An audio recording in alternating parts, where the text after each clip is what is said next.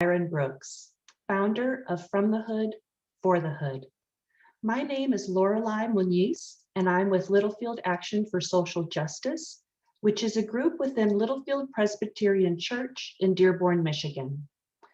Littlefield Action for Social Justice is committed to confronting structural racism and systemic poverty in our communities through awareness, reflection, and purposeful action. This is our first community conversation where we discuss building communities of care that address poverty and racism. Our guest tonight is a perfect example of this, bringing people and resources together to serve communities often overlooked. The format of today's program is the following. The first 40 minutes, Byron and I will be in conversation to give you a sense of who he is and what his organization does. And then the last 20 minutes, Byron will take questions from you. While Byron and I are talking, if a question pops in your mind for Byron, please submit it in the chat. My co-host Anna Dewey will be collecting them throughout the night. And during the last 20 minutes, she'll ask as many of your submitted questions as we have time for. You can submit your questions privately to her in the chat or make them public for everyone to see. If there's a resource you want to share, please share it in the chat as well. While we encourage a lively conversation in the chat among participants, please take a moment to make sure you are muted. Thank you all for being here. We are so grateful that you've joined us tonight. Now let me introduce our very special guest tonight, Byron Brooks. Statistics say that nearly 2,000 babies are born in prison every year. On April 9th, 1995, Byron DeMarco Brooks was part of that statistic. A native Detroiter, with his mother being in prison and not knowing his father, Brooks was raised by his great-grandparents, the late Roscoe and JoEsther Corner. In his 25 years of life, Byron has overcome bullying, socioeconomic barriers, and homelessness. Statistics would say that by the age of 18, he would either be dead or in jail, but God had a different plan. Also known as MoSoul, the hood preacher, Brooks is now an activist, social entrepreneur, musician, and all-around agent of change. Most importantly, however, he's a proud Black brother from the hood of Detroit. Scripture that he draws daily inspiration from as he walks within his purpose is Psalm 118, verse 6. The Lord is on my side. I will not fear. What can man do to me? Welcome, Byron. It's so good to have you join us tonight. Thank you. I'm truly humbled to have been given an invite to be with you all on this evening. I love the name you've chosen for your nonprofit, From the Hood for the Hood, because in essence, it describes you. But let's start at the beginning. Your mother was incarcerated when you were born, and you were raised by your great-grandparents, the Corners. What was that like for you? What was important to them that they tried to instill in you?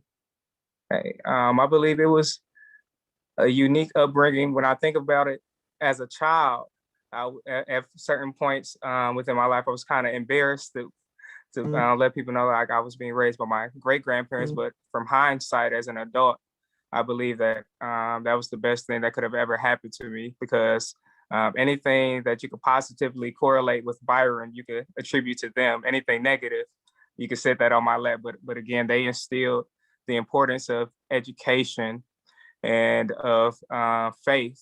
So my great-grandmother started my passion for music when I was at the age of 4. We had an upright piano within our living room, and she began giving me piano lessons. And admittedly, I hated the piano lessons. I'd rather go outside.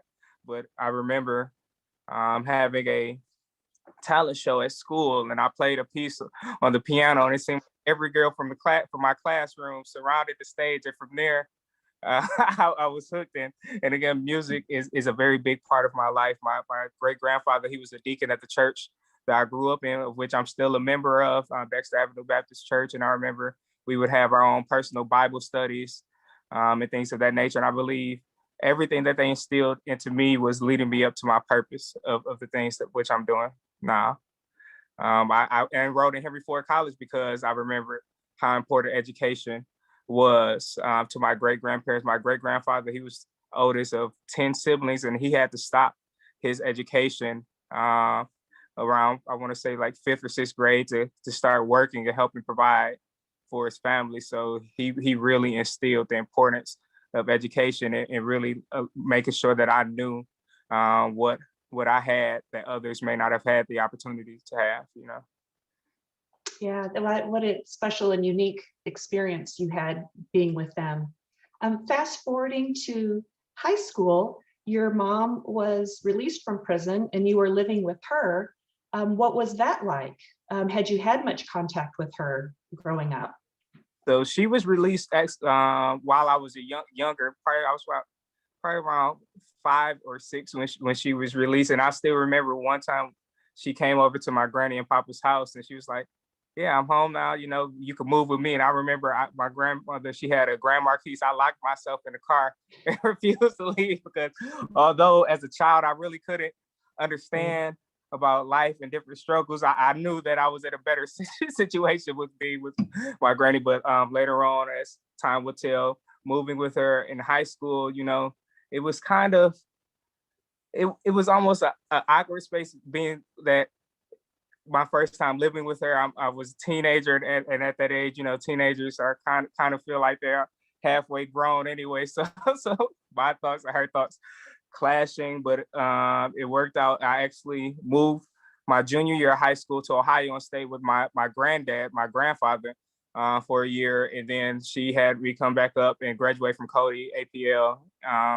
for high school because she thought it was important that I graduate from the city of which I was born and raised in. But yeah, it was quite an experience. I imagine. Yeah, adolescence is hard enough, but being with your mom was hard. Can you tell us the ultimatum she gave you? Yeah, so following high school, I moved back to Ohio because I found some friends and I actually enjoyed the environment of which I was in. So I moved, had a good paying job,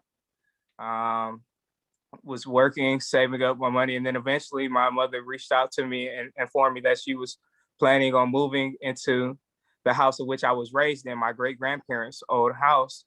And she asked for me to come and help with raising my younger brother.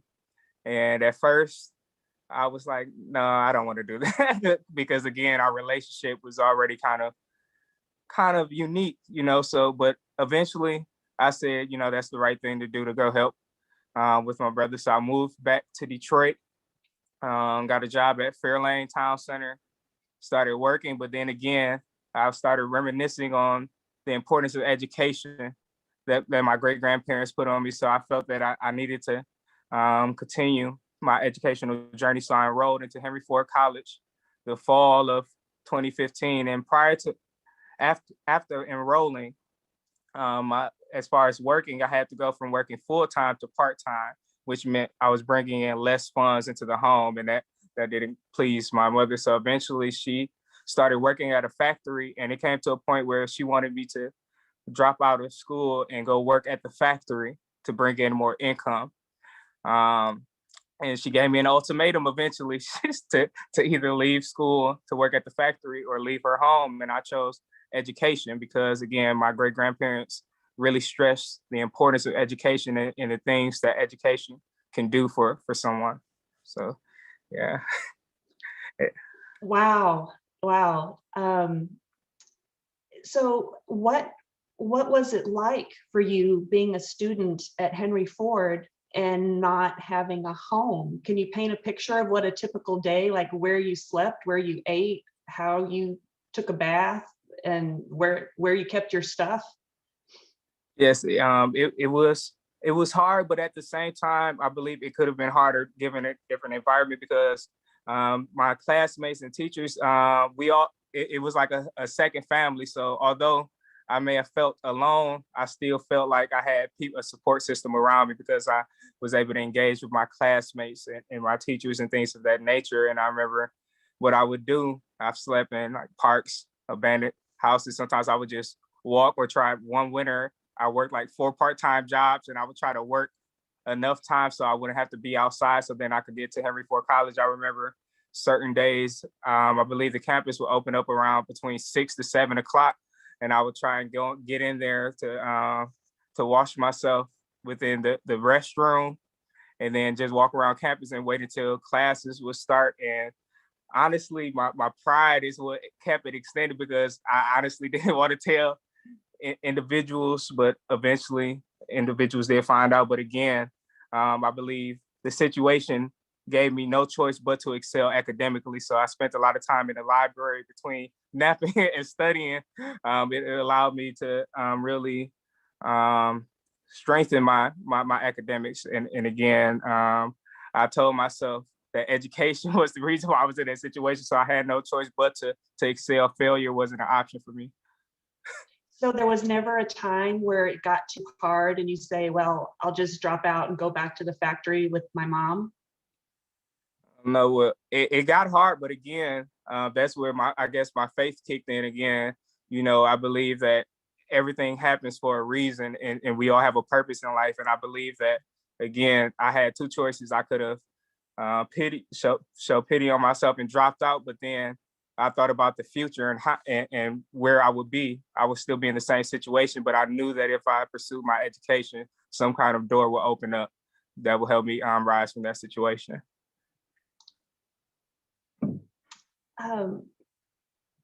Yeah, it's remarkable that facing all these obstacles, you were able to remain on the dean's list and then become student council president at Henry Ford. And you're also a first generation college student. Is that right too? Yes, ma'am. Wow. Wow, that is incredible. But I can see how spending time in the library kept you out in a warm building. And so you had a motivation to study and be in the library as long as it would be open for. And at some point, people at school found out. Did you tell them, or did they find out? And then how did you get some help transitioning out of homelessness? It eventually, because like I said, my pride and I refused to allow anybody to know what I was going through. But again, like from just even my emotions and eventually my physical appearance, eventually it became apparent to both professors and students that something was going on. So eventually, I know a few professors sat me by side, and I've talked about kind of my situation, because they were like, "Yeah, you kind of acted kind of weird as far as emotionally." And my friends, eventually, the only clothes I had, because at one point in time, I would leave clothes in different parks, or leave clothes at a friend's house, but eventually those turners or were not there when I went to get it. So again, eventually my Fairlane uniform was the only thing that I had, and eventually you could physically tell that, yeah, something is going on. And I remember even one of my close friends, Darius, we called him Chicken Biscuits in the classroom. He came up to me and we talked, and I kind of explained it to him and things. I remember after explaining to him the love and support I got, I remember he would have his aunt make a bag lunch for me, so that made sure that I was eating and things of that nature. And yeah, it just happened. Like it came to a point within my situation where I couldn't hold it in. Like, again, it was apparent that I was going through some kind of plight or situation. Wow. So when you did get a car and an apartment, or let me back up. It seemed like not long after you experienced homelessness, you started a nonprofit to combat homelessness. How did that come about? Because that's also another big step in your life. Well, again, I attribute it to my time at I've received so much love and support from my extended family of Henry Ford College and my church family, because that I felt like I not only owed it to them, but I owed it to myself to pour into my community and give back and try to create situations where other students that come after me would never have to go through those type of situations. And even with my car, like I said, while I was homeless, I was raising money to save up to get a car before my apartment. And I remember as teachers and stuff found out, I don't know, collectively from teachers, faculty, people poured in and donated, I wouldn't have been able to get my vehicle without the support of individuals from Henry Ford College, and then the Mobley family at my church. The Sunday that they found out, that same Sunday, they called me. I remember I was at work at Fairlane. It was like, when you leave Fairlane, come straight to the church. And on that day, they took me into their home until I was able to then get an apartment by the church. But again, that type of love, I believe that God allowed me to go through those situations to prepare me to be an agent of change. I believe that I believe it's my purpose to pour back. I believe I went through everything I did to create a from the hood for the hood, you know. Can you describe a couple of your first projects that you initiated with From the Hood for the Hood when you were at HFC? Okay. So our first initiative was a water drive for the city of Flint.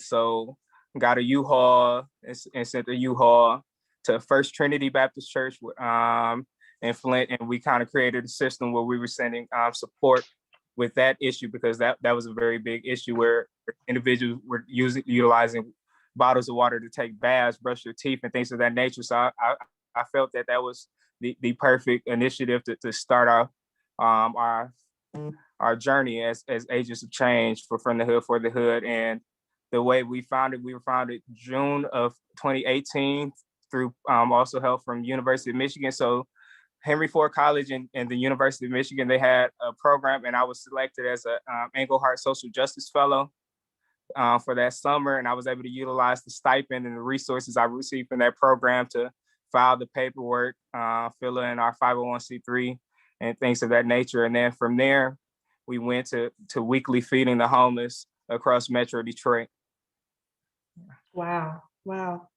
So you graduated from Henry Ford College with associate's degrees in music and recording arts technology a couple of years ago, and then you went on to study at Ferris State University, where you're now a senior, and will be graduating soon with your bachelor's degree in music and entertainment business.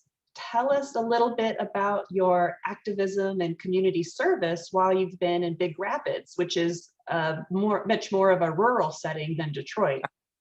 Yes, that it is. So as soon as I arrived at Ferris, I searched and I looked up how many homeless shelters were in the area, because I wanted to first connect with organizations that were already impacting social change, rather than coming in and saying, this is the issue, let me go fix it. I felt that it was necessary to kind of conduct a listening tour to find out what things I could do to help out the community. From there, I got connected with Our Brother's Keeper Homeless Shelter, which now I actually sit on the board of directors for that organization now, and then connected. And then we start our first initiative as From the Hood with a partnership with Ferris was a sweater drive. So we connected with Ferris State and local businesses and nonprofits, and we collected so many clothes. It was so crazy. I was expecting to probably get enough for probably like 25, 50 people to clothe. We ended up getting enough clothing, and we're able to distribute it to over 200 people between Grand Rapids, Big Rapids, and the surrounding area. And that became an annual event each fall since my being here. I'm now the social justice programming coordinator at Ferris, and I believe Ferris is actually the place that kind of birthed, I would say, the activist within me from events on last year and organizing a peaceful protest here in Big Rapids at Ferris State and things of that nature. Yeah, it definitely was a unique year, the combining of a pandemic and the social unrest sparked by George Floyd's murder. Which I do want to acknowledge that today is the anniversary of Aubrey Ahmaud Arbery's death, and I realized that he was only about a year older than you. And a lot of this was, I'm sure you were involved with a lot of Black Lives Matter protests over the summer. But this Martin Luther King Day, you were asked by the Biden administration to participate in their National Day of Service initiative. Did that create more visibility and interest in the work that you were already doing? Yes, ma'am, it did, and it was really just a very humbling experience. So much happened on that day, which I believe not only intensified my belief that I'm walking within my purpose, but again, a humbling experience from the people that I met while doing that, and the networking and the reach we were able to utilize and help on that day. We wouldn't have been able to impact so many individuals without that added publicizing. Yeah. And you were also at Dexter Avenue Baptist Church. That was where you were located. And can you tell us about the gentleman that came up to you and had a connection with you? Yes. So while we were just getting packages created to go out, this man came up to me. He was like, "What's your mother's name?" And I'm kind of like, "What?" At first I was like, "Who are you?" And I told him my mother's name, and he informed me that he was actually a guard, and he was actually present on the day of my birth at the prison. I thought that was just so full circle, and I believe that was a sign from God to show that I'm doing what I'm supposed to do. Because again, that was it just, I was just lost for words. I was in awe to be able to connect with a person that seen me within my beginning, and then they able to trace me back to where I am now. Like, that was just, it was an event that words can't describe. It gives me chills to hear you talk about it. Yeah, from being born in prison, that he saw you, to leading a presidential initiative. And so I'm really touched that he came up and made that connection with you, because yeah, that's a full circle moment for sure. As we transition to the future, you're graduating from Ferris State soon. What do you want to do next, academically or career-wise? Well, as a first generation college student, I want to go all the way up to a PhD. So I've already applied to grad school. So right now, a few weeks ago, I was accepted into the University of Michigan in their program for their Masters of Higher Education with a concentration in social justice and diversity. And I'm also currently waiting for response letters from Howard and Harvard Divinity School.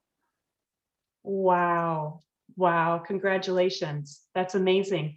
Do you have plans to kind of merge your interest in music with your passion for reaching back and helping communities in need? Oh, yes. Music is my foundation, and I believe music is a universal language and the best language to address social issues within society. So my goal is to eventually establish a record label within the city of Detroit and utilize the revenue from the music industry to pour into community development, fighting against homelessness, and also connecting with our local school districts to implement workshops where kids could see other opportunities within the music industry, such as audio engineering, producing, conducting, and allowing them opportunities to engage in those fields. Because oftentimes when kids specifically think of the music industry, they think about the performance side, but I also want to show a full spectrum of music and what individuals can do and create a career out of. That's awesome. That is so great. I know that you also have plans this summer to do more community service. Can you tell about what your plans are for this summer? Okay, so this summer we will be doing, I guess it's going to be an annual event now, but I will call it our second annual For the Hood tour. So last year, at the start of the pandemic, for the first few weeks of the pandemic, I was just mind boggled and thinking of what could we do to help, because again, the coronavirus was new. We didn't know what exactly we could do, we couldn't do. So just observing just communities and reading and seeing what was going on, I decided to rent a van, and ended up filling the van up with groceries, literature on activism and advocacy, toys, baby supplies, and things of that nature. And I said, you know what? I'm going to go out and give out. We're going to give these items out, and also PPE kits. So we gave out face masks and things of that nature across. We went to 12 states last year, just driving around. I remember before masks were mandatory, I was in malls trying to convince people here to just take a mask. You might need it later on. And then eventually we caught the attention of the rapper Eminem, and I was in contact with them, and we were able to partner with his foundation, the Marshall Mathers Foundation. And through that partnership, we were able to distribute over 60,000 PPE kits across the state. So the goal is, again, to do it all over again. Wow. Wow. You are amazing. You're like an Energizer bunny. I can't imagine you accomplishing everything you do. There was one article that I read that you got an impact award at Ferris, and you needed to qualify, you needed 125 hours of community service, but you had 500 hours of community service. So you are amazing, Byron. Appreciate that. It goes into, I know my Professor Dewey, my nickname was EC. I was always looking for extra credit, so I guess that was my extra credit for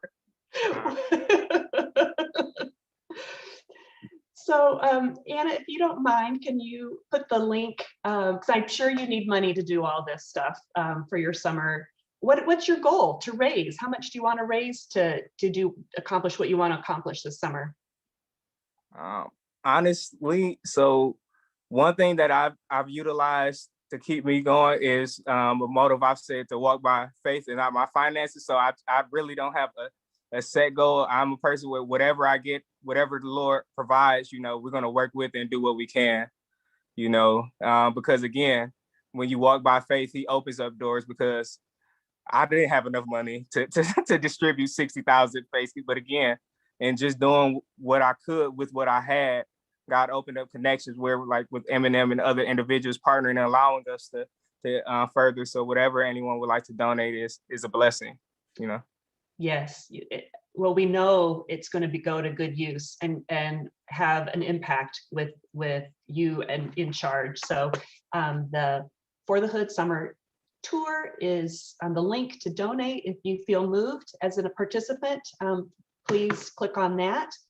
And we're going to transition into our question and answer portion soon, but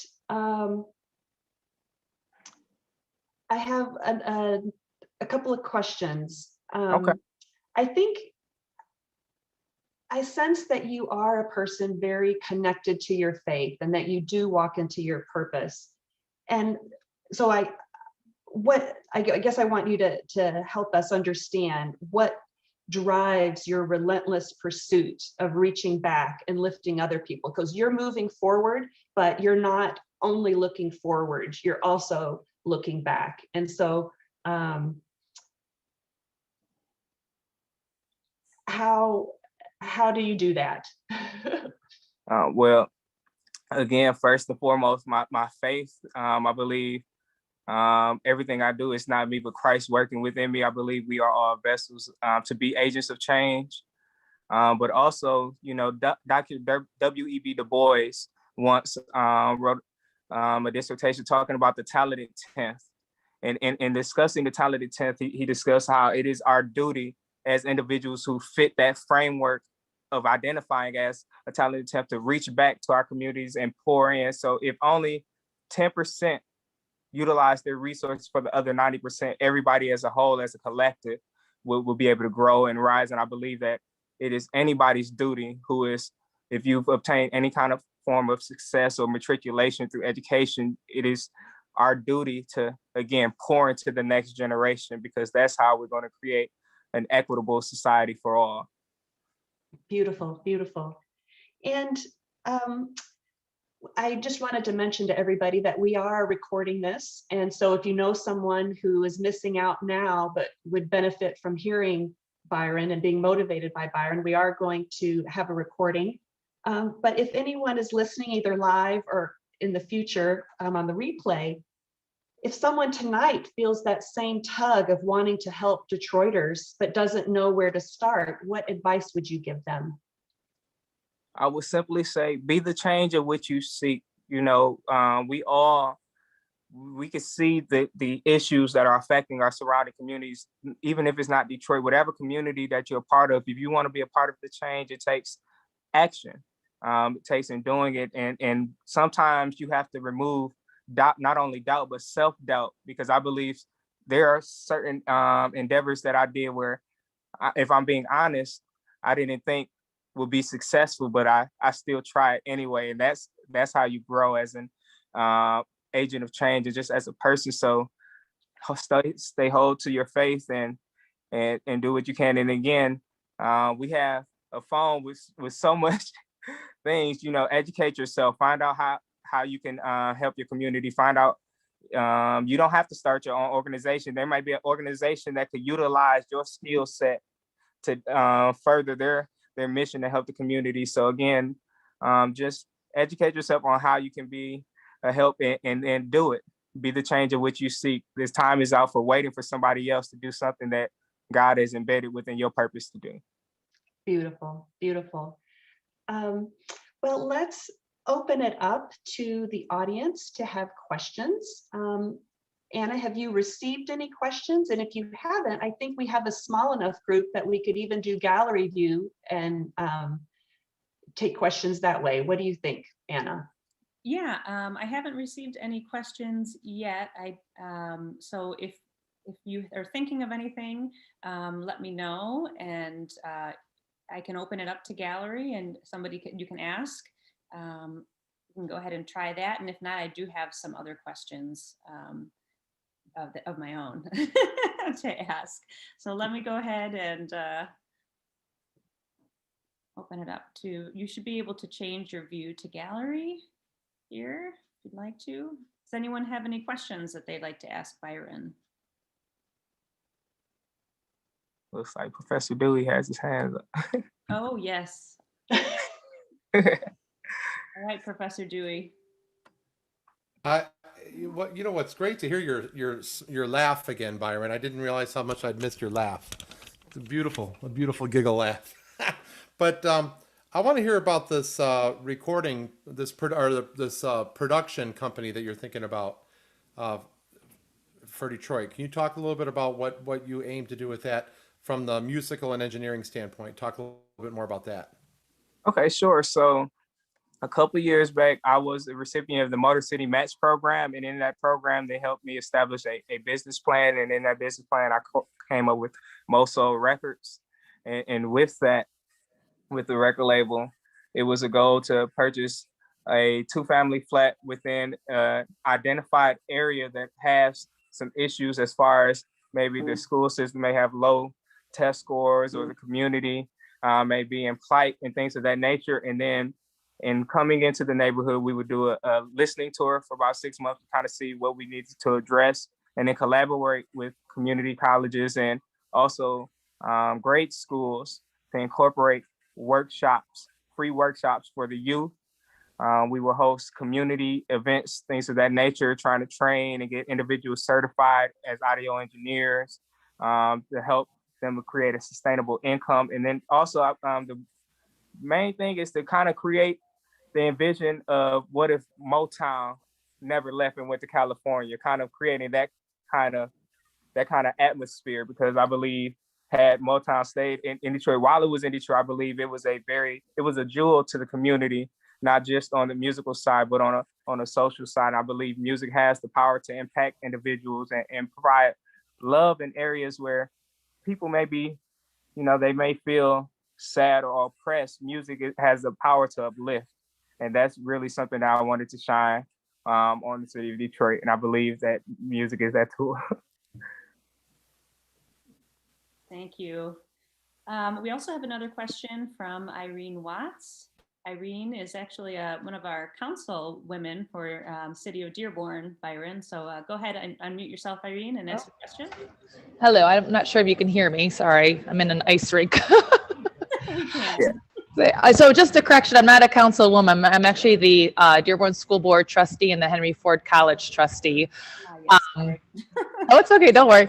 But Byron, I have to say, a lot of your story seems to resonate. It's extremely timely because I was just listening to President Obama's podcast with Bruce Springsteen, and what you said about music just resonates with me because they were both describing how they felt like outsiders, and Bruce was kind of looking back and saying that music for him was his voice. Is that the same sort of sentiment in which you kind of use a vehicle of music to extend that for you? Yes, music has allowed me to express myself when even at times where I didn't know how to better express myself. I believe music it transports, it connects us.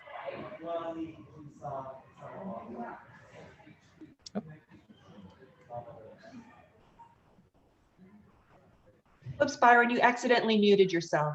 Yeah. Okay, we're good now. Yeah. I feel embarrassed to let you all know that I have a certificate in recording. But No, you're good. yes, music has always been a catalyst for me to express myself. I believe music, it soothes the soul, and at times where again you may when you feel alone or just don't know how to put words into it, the music is able to speak for itself, and that allowed me again. Like I still reminisce on the times being in the jazz band at Henry Ford College, and just interacting and utilizing that. I don't know, it's hard to describe, but to answer your question, yes. Yes, it is. Byron, we also have another question from Larry Glenn. Are you available for motivational speaking to inner city churches in Detroit? And have you done that before? And how could people contact you if you are available, and how would that work? Yes, I am. So another, I guess you say fun fact, I'm also a licensed minister from my home church, Dexter Avenue Baptist Church. I was licensed July 30th. I'm going of 2017. Yes, I'm about to be like 3 years old. But yeah, so I'm a licensed minister, and I also do motivational speaking and things of that nature. You can find me on Facebook at Byron Brooks on Facebook. You can find me on Instagram at MoSoul 313. I can also leave my email address in the chat, of which individuals can get in contact with me. That's great. Thank you. Do we have any other questions? Let me just put it back into gallery here, see if I have any hands raised. Anyone else have any? I have a very simple question, more of curiosity in that, Byron, do you favor any particular kind of music, like gospel music, rap, classical, whatever, or do you play a little bit of everything? As far as music, I love a little bit of everything. I even have a few country tunes that I like myself. But I believe if I would have to categorize, I would say between blues and gospel, and just the soul within blues, the emotions within blues, and how it can connect individuals, because the blues, it touches on issues. So blues and jazz because of how diverse and full spectrum, you can never really define jazz as one type of genre. There's so much within it where it comes from who the musician is. You kind of hear the musician through the music, kind of thing. So blues and jazz I would say are top two. And then of course church, because I wouldn't be playing drums without the church. I learned how to play the drums by just one day hopping on the drums in the church at Dexter. Yeah, well, we may have heard some of us may have heard you already in some of the presentations that with Kevin Dewey's groups. So if you've sung within the last several years, we probably heard you sing as part of the group. Maybe you sang a solo, I don't know. I don't know if you all would have stayed if I would have sung solo. But yes, that's the thing. jazz, I was actually introduced really to playing jazz music at Henry Ford College. So I believe that time and being in the jazz band, it really strengthened me as a musician, but not only as a musician, but as a person, because again, music is a universal language, and being able to connect with so many people. And the beauty about the jazz band, we not only had college students, but we had people in the more, I guess you would say, age seasoned area. I think they say mature. But, but, but, but the jazz band was able to bridge gaps between generations. And I believe that was a beautiful thing. Mhm, mhm, mhm. So Well, I I you're think very- age seasoned is more correct than mature. So I have a question for you, Byron. Okay. You know, it's amazing how much you've lived already and done at your age. I mean, people spend their lives dedicated to activism and community service. And you having come from a position where you were homeless and were facing these struggles, you know what's really happening out there and what people are facing. What do you think are the biggest challenges or obstacles that people from the hood are facing, in 2021? Well, right now, like you said, as it was kind of talked on earlier, we're living in a pandemic within a pandemic with, this past year, we've been at a racial divide and just a social divide. And I believe right now, the biggest thing is that needs to happen is showing that love of community, pushing past, politics and just looking at each other as brothers and sisters within our community so that we can help one another. A big thing right now is, providing with baby supplies. That's why baby supplies, face masks, and making sure, because under-resourced communities are still able to thrive because, while at one point in time at the beginning of the pandemic, communities started getting more light shed on the issues that they were facing. But just like with trends, sadly, as time goes on, a lot of those communities begin to become forgotten about, so just being able to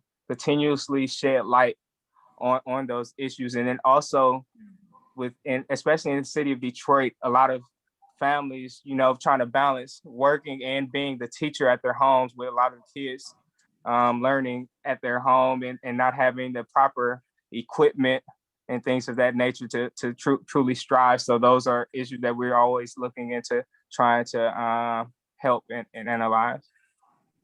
Yeah, the Black Lives Matter movement has really, just in the past year, gained so much momentum across the country. Do you think that we've got kind of that momentum? Are we there at the point where this can really spark the change that we need and the attention that these, underserviced communities need? What else needs to happen in order for us to get from the here's where we are to out of that and here's what it can become? Okay. Yes, I believe we do have that momentum. And what I tell fellow activists and agents of change, I believe that protests are the foundation to open up. So now establishing conversations and other initiatives to build on why we protest, now providing accountability into the equation. So not just having an elected official say they're going to do X, Y, and Z, but now as a community, now it is our job to hold them accountable, to transform their air into action, to provide equitable legislation and policies to truly provide change. That is the biggest thing, accountability, because again, without accountability, we'll just go in a circle. History will just continue to repeat itself. But one thing I think is very different is, again, I love the bridge, that the gap being bridged between generational streams. I believe a lot of people are coming together more, and that's what's going to strengthen it. And also, again, individuals realizing that, again, you have to be the change of which you seek. I believe the reason why a lot of social issues have been able to be sustained is because so many individuals have been waiting for another Dr. King, another Malcolm X, another Black Panther Party, another person. But at the end of the day, like I said, God has embedded a purpose within all of us. And I believe within our purpose, although our purposes may be unique, when we look at the full scope, in some way our purpose should be utilized for social change and bringing about the greater good within that. So it's going to take that radicalness, and then again, even Jesus was radical in his way. So it's going to take that same kind. We talk about being Christ-like. So I believe now it's up to us, especially as those as believers, to be Christ-like in utilizing that radical change. Absolutely. Wow. And it's people like you who inspire other people to get up and to take action, and to be the change. Sometimes I think people think, well, what can I do? I'm one person, or where do I start? But you've given a lot of things to think about for how that can be done, and we need everybody doing that, not just waiting for the one to do it. We got a couple more questions. A question from Julie. So what obstacles are blocking the work that you're doing right now? I believe the biggest obstacle, and I'm sure many of you probably can attest to this, is time and the lack thereof. I believe one thing that is easy to happen within the realm of social change and activism is burnout, because I know personally there's so many issues that I want to tackle, and sometimes I have to forcibly tell myself, like, no, you need to take a break or only address this issue right now. So I believe that lack of time is really the biggest thing, because like I said, I could be up all the way into the wee hours of the morning trying to plan for different things, but again, that creates burnout. And then again, it's not easy juggling being a student and a person, an agent of change or activist, but again, I believe it is worth it. I believe it gives you a better sense and a better understanding of why you are learning and why are you receiving these resources on an academic field to again, because again, I believe that service and academics should go hand in hand. And I believe this past year has shown me the importance of that. But again, time is really the biggest obstacle. Absolutely. Well, and do you have like a crew of people that are, with you in your organization, or do you just kind of pull people as you need them? I mean, I hope you have some support that you need. Oh, yeah, we have individuals, we nickname them hood heroes. So at times I reach out to them, I kind of forcibly ask, or just, but they're good friends, and when I'm in time of need where I do need a big crew, utilizing through social media, a lot of people reach out and help. And then I've just gotten to a mindset of, even if I'm just by myself, I'm still going to go, because early on with endeavors, I learned quick that individuals may say that, yeah, I'll come, or I'll donate X, Y, and Z.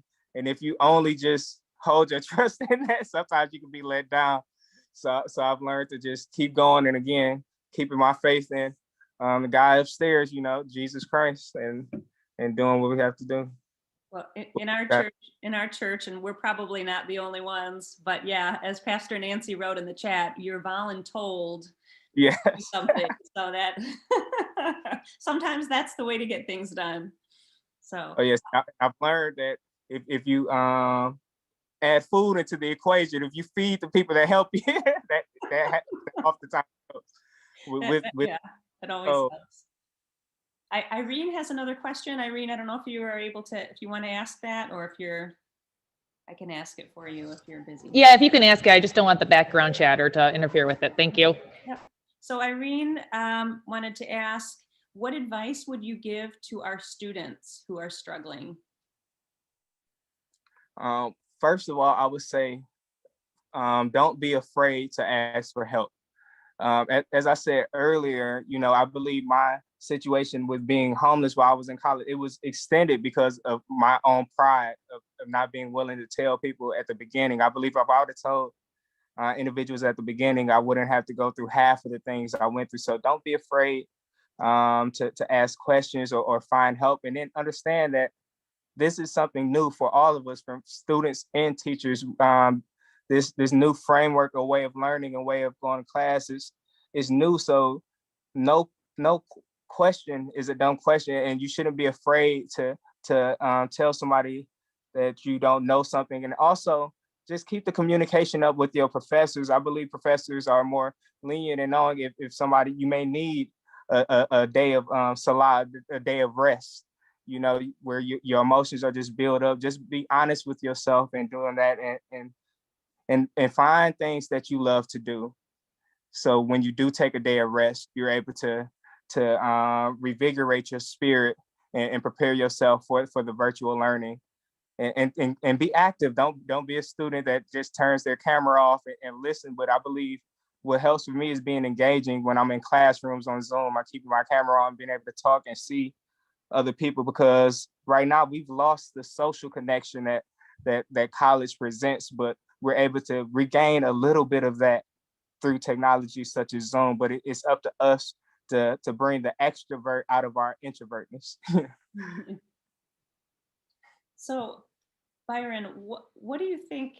You've mentioned your faith and how important that is. You've mentioned how music has shaped your life, your grandparents, the support that you received from your friends and your church. What is it? Is it a combination of all those things that has led you to this, to this successful life that you have now, to get through all of these struggles and hardships? What is it? How is it that you didn't just give up and still end up on the street? What is it that the people who maybe need that extra kick, how can they get what you have to keep going? I mean, it's really phenomenal that your attitude and your outlook on life is what it is. Yeah, well, the Mr. Dewey in me would say it's just the kind of guy I am, but but on a more serious note, again, it's that faith, and then understanding. I believe throughout college, one of my favorite subjects has always been history. And in history, it shows you of the struggles that people before you had to endure. And then again, being raised by my great grandparents, learning of the situations and the things that they had to endure, and where God has brought them. That was motivation for me, really, because at the end of the day, no matter what you go through in life, you're going to have obstacles, but understanding that it's a part of the process of life. And I believe once you have that mindset, just like with gold, when you dig out gold, it's just some rusty piece of metal, but it has to go through fire. It has to go through a process before it can shine, and understanding that. And again, like I said, faith is the biggest thing. Faith is very important. Faith, and then music, because again, in music, being able to immerse myself within music, I'm able to kind of forget about my troubles for a moment. I'm just focused on the perfect harmony that music creates, So being able to find something that you're passionate about and being able to lean on that during your times of plight or trouble, and then again being able to understand your faith and know that again God has a plan for you within your life. That's the biggest motivation for me any day, every day. Wow. Well, thank you. You truly are inspiring to all of us. So we really appreciate what you have to say and to share with us. It feels like a gift to get all of this, just this great insight from you. If anyone has any kind of final questions, we'll wrap up in just a few minutes. I just had maybe a couple more. When you were applying to school, you, as was mentioned earlier, had opportunities to study at Howard, at Harvard, Columbia. And why did you feel that Ferris State was a better fit for you? You've mentioned the wonderful things you've been able to do that. What caused you to steer that direction? The goal to create a pipeline between the music entertainment business program and the music program at Henry Ford College, because Ferris right now is one of the only colleges, I believe, in Michigan that has this specific program. And then also, and honestly, I wouldn't be at Ferris without Henry Ford College, because Brian Bieler, who was one of my instructors, as I went through his class, he was the one that actually told me about the program that was at Ferris and first piqued my interest. So I wouldn't even be at Ferris without professors like Brian and things of that nature, So it just happened. I believe creating that pipeline meant more to me than going to a school with a good name, because at the end of the day, at Fairs, I believe I've obtained a great education, even here at Fairs and in the networks. And then it also allowed me to, again, to continually mold the characteristics as an agent of change right here in my home state. I'm far away, but not too far where if I need to go to Detroit and do something, I can, and then again, like I said, I believe that everything was supposed to happen because right now with grad school, I have, I again have options to go to some prestigious universities. So again, at the end of the day, what's meant for you is going to happen, as long as you keep the faith and just do what you're supposed to do and do the thing that's was right, for the common good, not just for your own self good, Yes, Fair is great school. Go Bulldogs. Well, we will be praying for you and, wishing you the best as you make that decision for, your next educational plan. And I think that it really brings this conversation full circle about from your organization, From the Hood. So from the hood, for the hood, because I can attest that I've seen when you need to come back to Detroit to make deliveries or pickups, you're only a little ways away and you're constantly in contact. And I think that's a great thing to be able to be to serve your community. So, so thank you for answering all of these questions. And Lorelei, I will turn it back to you for closing.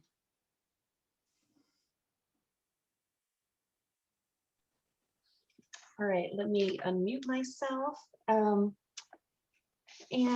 I want to, as we close for tonight, I want to remind everyone to like and follow From the Hood, for the Hood on Facebook to keep up with Byron's work, as well as consider donating to his summer project. If you've enjoyed our conversation, please go to Littlefield Action for Social Justice and like our page to be aware of our future events. And again, we've recorded this, so we'll be able to, we'll post it on our website and link it to Byron's as well. And this concludes our formal program for tonight. And thank you all for being here. Byron has also agreed to stay on with us. So if you were shy and didn't want to ask a question, but want to either network with him or ask him a question, feel free to go about your evening. Thank you for joining us, but you're also welcome to unmute yourself and stay. So thanks again, everybody. And could I just say one quick thing too? Sure. I want to say, in case any students do listen to this, especially high school students preparing to decide on college, I want to say, don't allow anybody to belittle the idea of going to a community college, because again, right now, while I might be on my way to grad school, I wouldn't have these doors. It wouldn't have been a acceptance from a Howard or a Harvard or U of M if it wasn't a Henry Ford College. If you looked at my high school transcripts, you would probably laugh because they're not too good. But again, community college set the foundation for me to pursue and matriculate. So again, don't think that you have to go straight into a four-year institution, but look into options for community college, because I believe there were plenty of benefits of transferring straight as a junior into a four-year university because of going to community college. Excellent. Any other things that you want to say to leave our audience with? I'm open if anybody wants to conversate or. Great.